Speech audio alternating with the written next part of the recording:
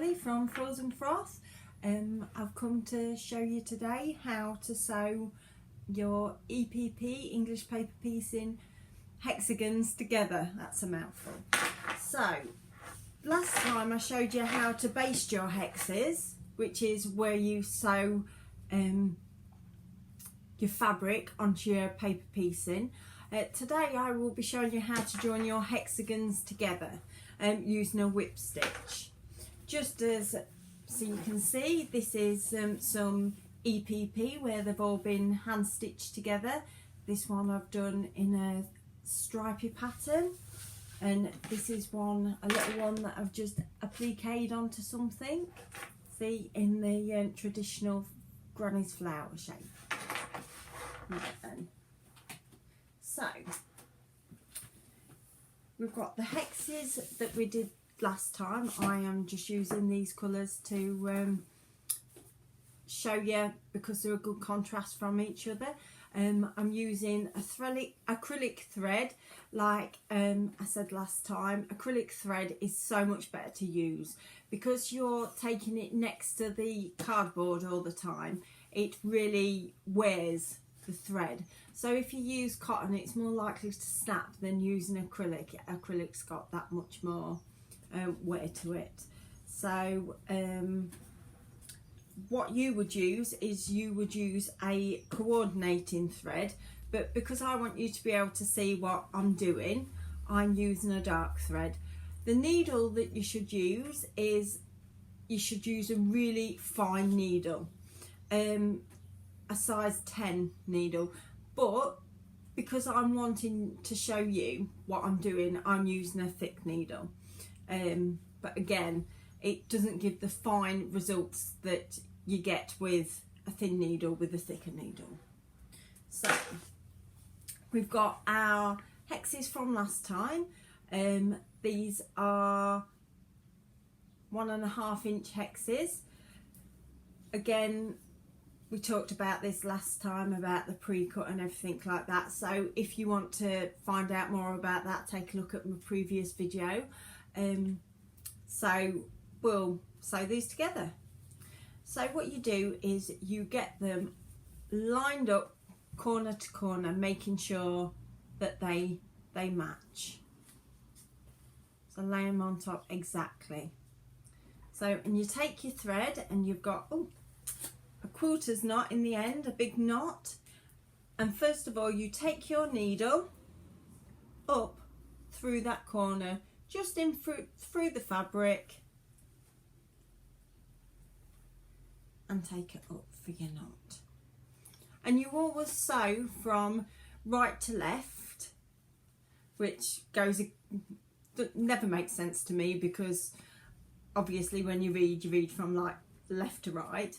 So then you take your needle and just take a couple of threads literally of your fabric and just go, and always make sure that your needle goes through straight. You take the path of least resistance, so you always go straight with your needle. And then you take your needle back and go through the bottom hexie again, just taking a few threads of your fabric and going through. There we go. And again through the bottom, through a few threads and taking it through, and taking your thread over and sewing. And you do that all the way to the end, making sure you've got nice close together even stitches. I would say the 1/8 of an inch between mine I like to get, so you've got a few even stitches. And like I said before, this is really relaxing. You can do it while you're watching TV, you can take it in the garden. It's one of the most portable sewing projects you can do. You literally can do it anywhere because you don't need any specialist equipment. It's easy just to start off and do.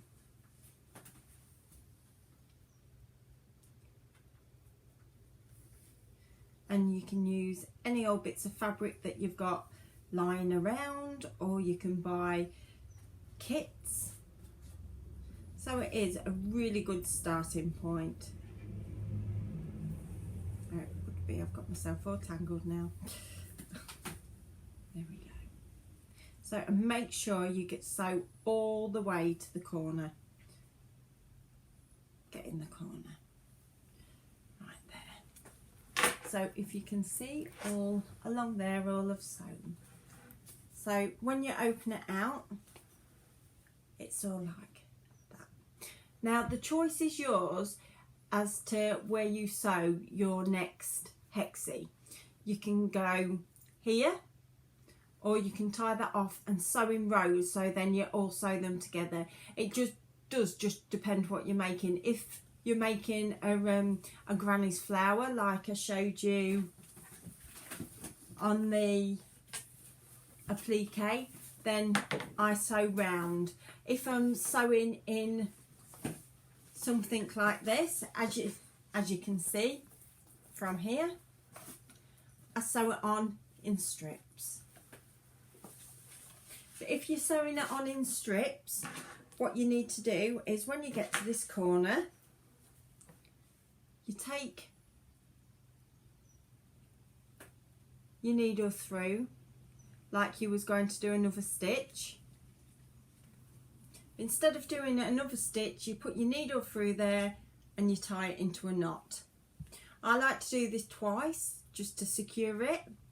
So again, you take your needle through your bottom one like you was doing another whip stitch, take it up like that, take your needle through the thread, and there we go.